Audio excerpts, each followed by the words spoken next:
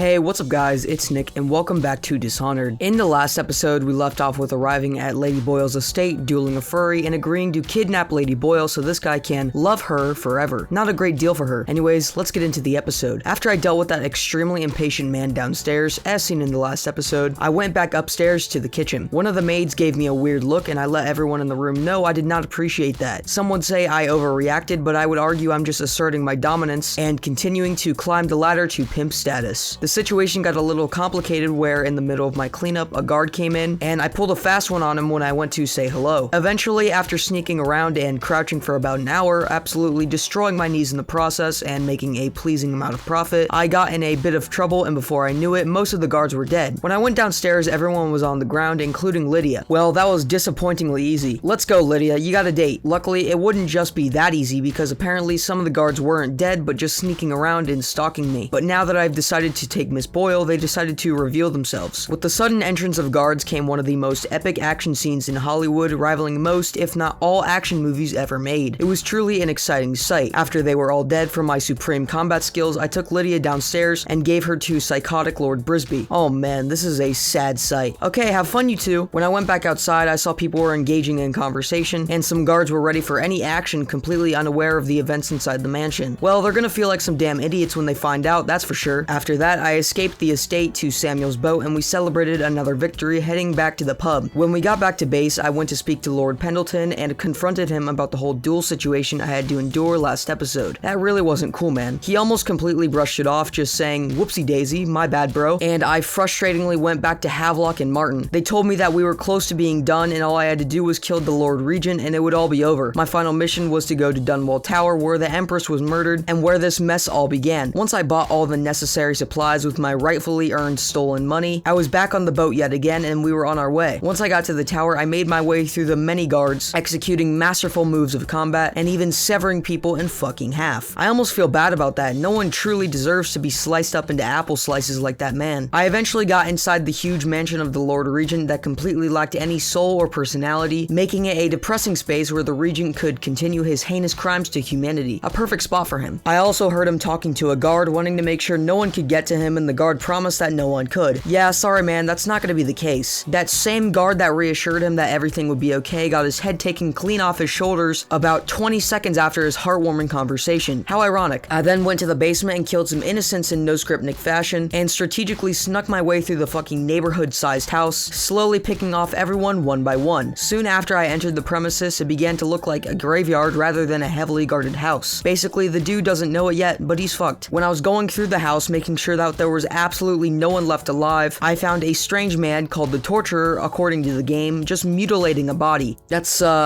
pretty weird. Well, despite his scary nature, he didn't put up much of a fight and he left a rune in his will. Thanks, man. I finally made it to the Lord Regent's safe room and simply didn't give a shit anymore, whipping out my pistol and blasting all of the guards. I found him pacing around in his little safe spot, clearly hearing the gunshots and probably realizing his fate. He still acted surprised when I approached him though, most likely to amuse me. I removed my assassin mask and he made the trademark YouTuber reaction face. After he realized who I was, he told me that he would put me down like a dog and I put my mask back on for the fight. Once the fight began, I immediately blasted him across the fucking room. He really put on a show there, didn't he? He's a pretty good fighter, clearly. I then ran like a fucking mile back to Samuel and we kissed under the star.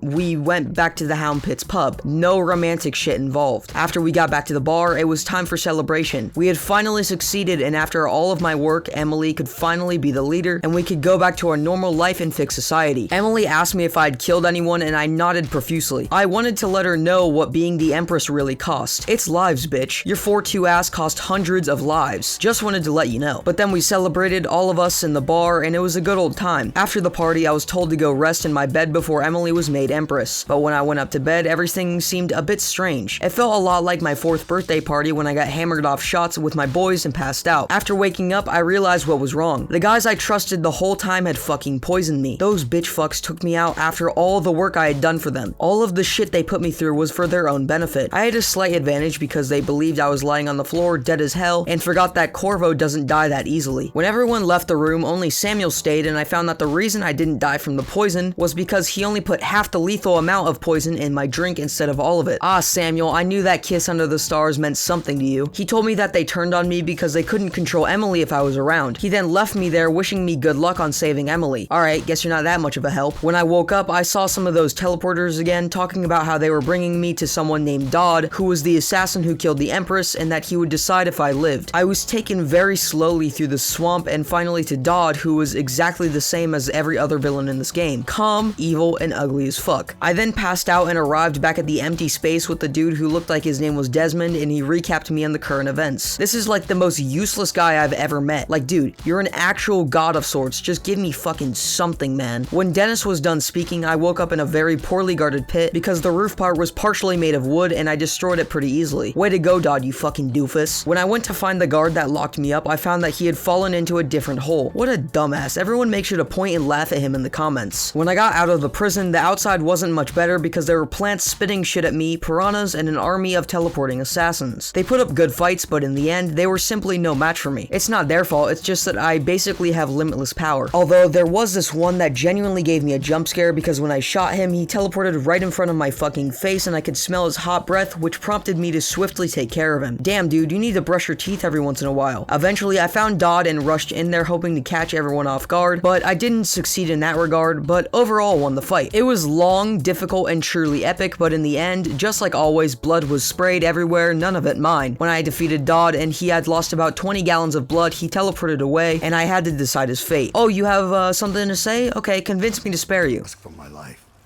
When I killed your Empress. Ooh, sorry, you've unfortunately run out of time. Yeah, dude, you can go fuck yourself. Next, I went to go get my shit that Dodd had taken and he left it at the bottom of this zombie pit. Well, that's pretty damn annoying. It wasn't a complete negative though, because I got to blow up a bunch of dead people and maniacally laughed while doing it. Once I got my precious stuff back, all I had to do was go through a gate past a few of those robotic chicken legs and leave. But it wasn't that easy, because I didn't have enough mental capacity at the time to just sneak around them and tried to fight them. All of them. I paid dearly for this choice with many deaths greeting me, but I persevered, killed them all, and made it to the sewers. And look at this perfectly executed robot killing gameplay. Ladies and gentlemen, it truly does not get better than this. After my robot genocide, the game still didn't let up because there were many of those congested plants in the sewers continuing to spit at me and practicing very rude behavior. Once I got out of the sewers, I found sweet innocent Granny Rags who had tied up Slackjaw somehow. Oh, Rags, you mischievous little rascal. What have you been up to, pulling pranks again? Oh, she just wants to make him into a stew. Oh, well, times are tough. You gotta eat somehow. Sorry, Slackjaw, I don't make the rules. After tossing the gang leader into some boiling soup, I traveled back to the pub to kick some asses. I may or may not inflict some deep incision wounds on Havelock. When I entered from the sewers, I found one of the good ones who didn't want to turn on me, Cecilia, boarding up some doors. She took a whiff of my ranted body odor and shielded herself from me. I got the message, and although it was rude, I accepted that I had been rejected once again, and I left. When I went outside, I found that the place had been overrun by guards and robots. With a new upgrade to the possession ability I acquired, I possessed one of the guards and walked into the bar untouched. In my time at the base, I quite literally killed every single guard and robot, not realizing that I could have just gone into Piero's workshop and used a machine he made to neutralize everyone. So I went a little overboard. Disappointingly, I also didn't find Havelock, so I couldn't kick his teeth in yet. Anyways, I found Piero and, surprisingly, Sokolov hiding together in a very well fortified version of Piero's workshop. He told me about his machine that would knock all of the guards out or kill them on a different setting, and it was very awkward when I told him that I already took care of them all. He felt very useless after I told him this, as he should, and he opened his base to the outside world. I found Callista, a woman who was close to Emily, wrapped up dead in a cocoon. I can't wait to tell Emily about this and wipe that shit-eating grin off her face. After reading Samuel's instructions off Callista's dead body, I shot a flare through the sky and he suddenly appeared. We set off towards King Sparrow Island where Havelock had Emily. Okay, Samuel, let's go on one final adventure. When we arrived, Samuel told me about the state of things with Martin, Havelock, and Pendleton. Out of the blue, he also told me that I could be the worst of us with all of the killing I've done. Samuel, what are you trying to say, man?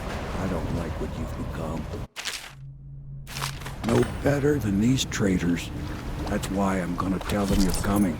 Damn, I thought we were friends. When he tried to alert the guards I was coming, I fucked his ass up. Samuel, we could have been something. It's tragic that you had to betray me because once this was all over, we could have had our happy ending. But now you've got a crossbow to the skull and a half-eaten body, looking like some sculpted ground beef to look humanoid. Goodbye, Samuel. Once I was on the island, I got right to work doing the usual and steadily getting closer and closer to saving Emily. On my final journey, I found Pendleton bleeding out in some ruined building, looking quite pitiful. You would think this is a heartfelt moment with many tears running down everyone's face, but I couldn't take him seriously because his fucking forehead took up like 75% of the screen. Anybody with a forehead that big may just deserve to die. After he was done speaking to me, he straight up slumped abruptly. It was nice knowing you, Pendleton. After that final goodbye, I finally got to the last stage. I overheard Havelock screaming at Emily as I was looking around his apartment, and when I found them, he had her in his grasp, about to jump off the edge. If it was up to me, I would say I could probably run a plague-ridden nation better than a 9-year-old, but it wasn't really up to me. So I didn't hesitate for even a second, and I folded Havelock with my supreme aim. Emily also clutched up by holding onto the ledge, and after helping her up, I completed Dishonored. As expected,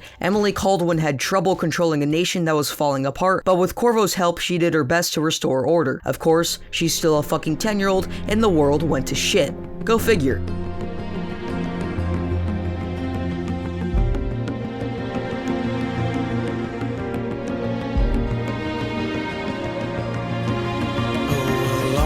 For all of the big and the small, well, the taller they stand, well, the harder they fall.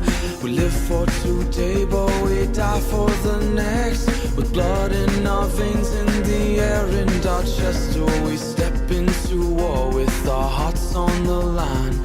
The dirt on our boots, it shakes free over time.